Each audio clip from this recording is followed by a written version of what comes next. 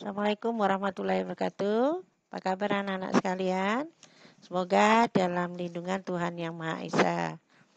Sebelum kita belajar, mari kita berdoa. Berdoa dimulai.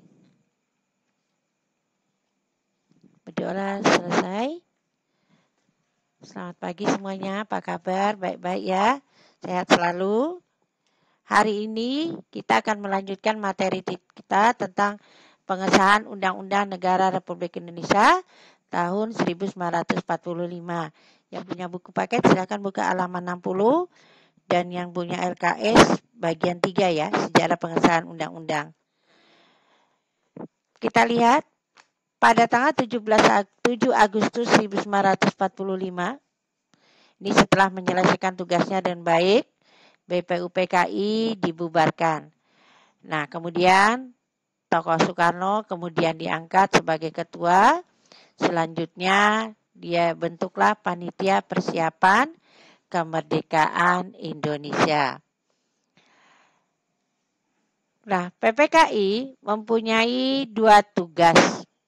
Nah, kalau kita lihat minggu kemarin tugas dari anggota yang namanya BPUPKI yang menghasilkan perumusan Undang-Undang Dasar, kemudian penetapan Pancasila sebagai dasar negara. Anggota tugas dari PPKI ini pertama, yakni meresmikan pembukaan atau dalam artian pembukaan dari Undang-Undang dan batang tubuh Undang-Undang Dasar 1945.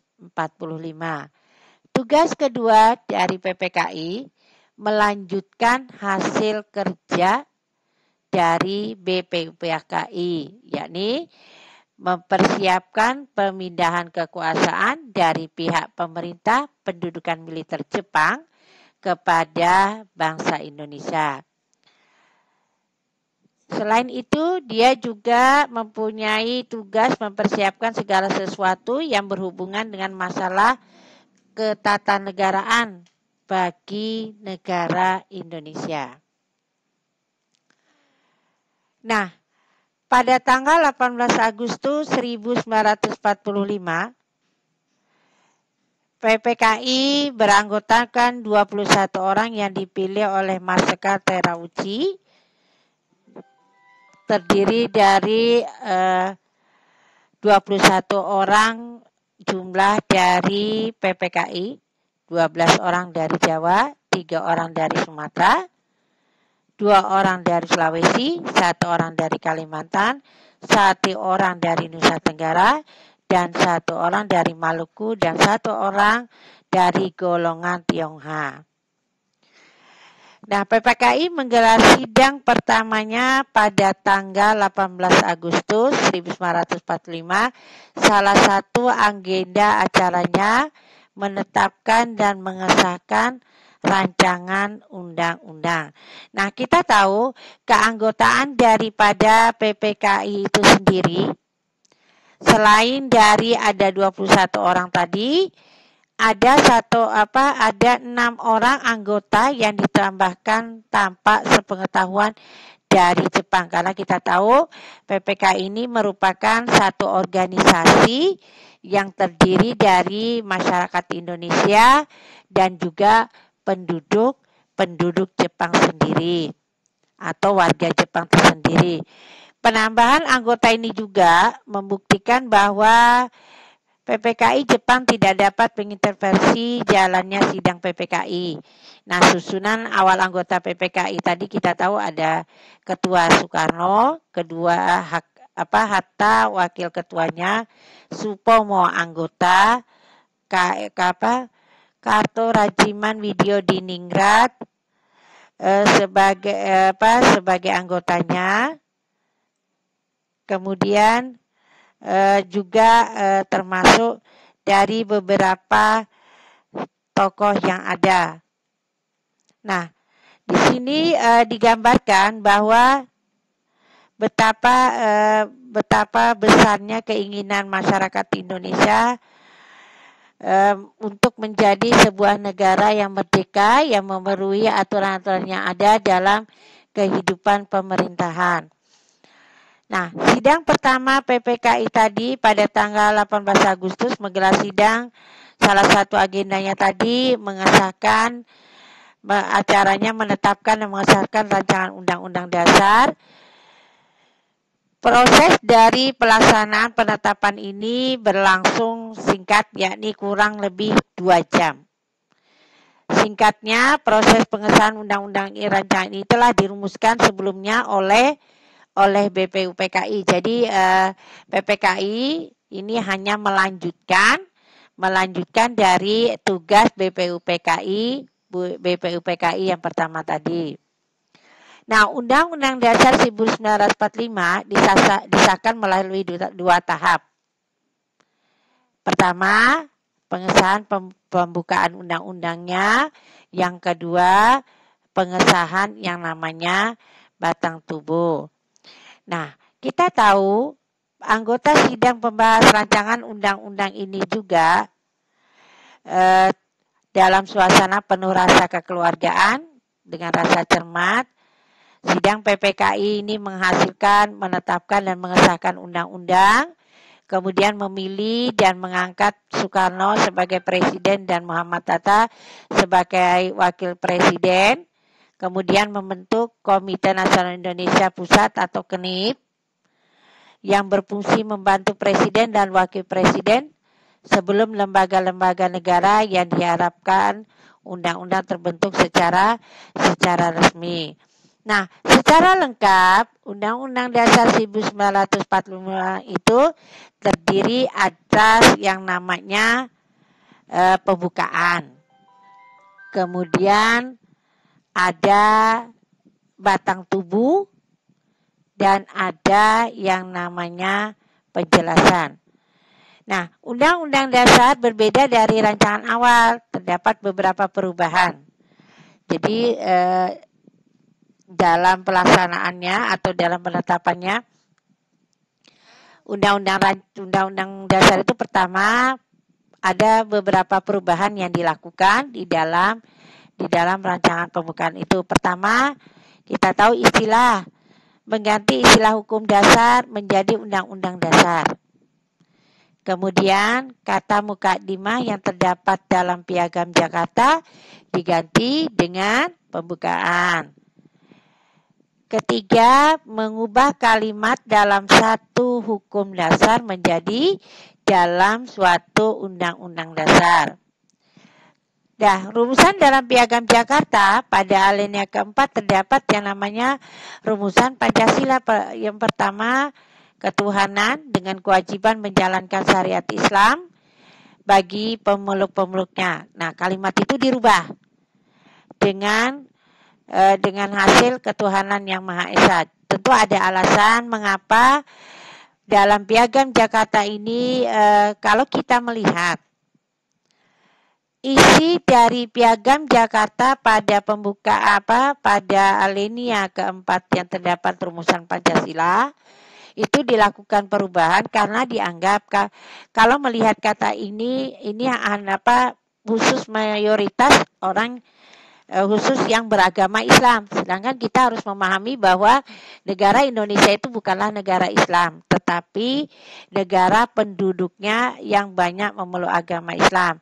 Nah, karena ini satu pengorbanan masyarakat Islam terhadap negara, yakni menginginkan menyetujui perubahan itu menjadi ketuhanan yang Maha Esa.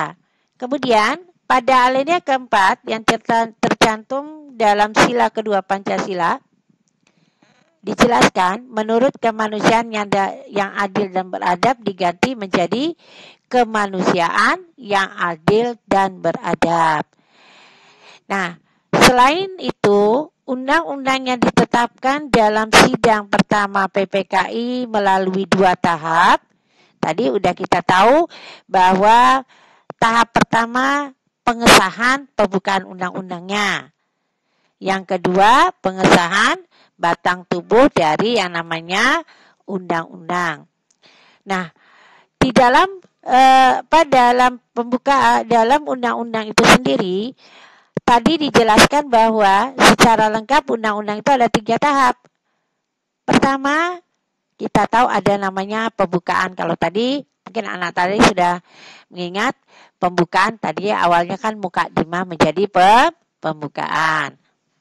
Nah, anak-anakku sekalian, di dalam pembukaan itu sendiri terdiri dari apa saja dalam undang-undang.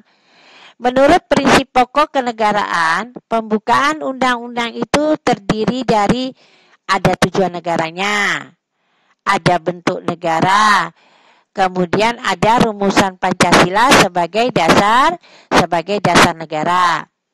Yang kedua, dalam batang tubuh. Nah, batang tubuh undang-undang itu terdiri dari apa? 16 bab, 37 pasal, 4 pasal aturan peralihan, dan 2 pasal aturan tambahan.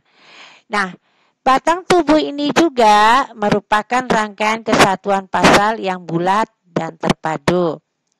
Ada 2 kategori yang dibedakan di dalam batang tubuh ini. Pertama, pasal yang berisi materi pengaturan sistem pemerintahan negara. Yang kedua, pasal-pasal yang berisi materi hubungan antara negara dan warga negara serta penduduknya. Nah, terakhir anak-anak, ada yang namanya penjelasan. Penjelasan resmi undang-undang disusun oleh tokoh bernama Supomo. Penjelasan tersebut adalah setelah undang-undang diumumkan dalam naskah resmi yang dibuat di dalam Berita Republik Indonesia. Nah, ada 7 kunci pokok sistem pemerintah yang ada di dalam pembukaan undang-undang dalam penjelasan. Yang pertama ada yang kita sebut dengan restar. Artinya negara yang berdasarkan atas hukum. Tetapi kita harus ingat bahwa kita menjadi negara yang berdasarkan hukum berarti tidak berdasarkan atas kekuasaan belaka. Yang kedua, secara konstitusional. Pemerintah berdasarkan atas hukum dasar atau yang namanya atas sistem konstitusional. Ketiga, kekuasaan negara yang tertinggi berada di tangan MPR. Yang keempat, penyelenggaraan pemerintahan negara tertinggi adalah presiden di bawah majelis.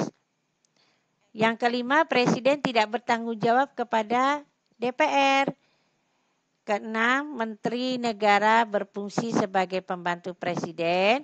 Karena itu, seorang menteri dipilih oleh presiden dan juga bisa presiden mempunyai hak untuk memberhentikan menteri. Dan juga seorang menteri harus bertanggung jawab kepada presiden atau juga kepada rakyat itu sendiri. Kemudian kepala negara memiliki kekuasaan yang tidak terbatas.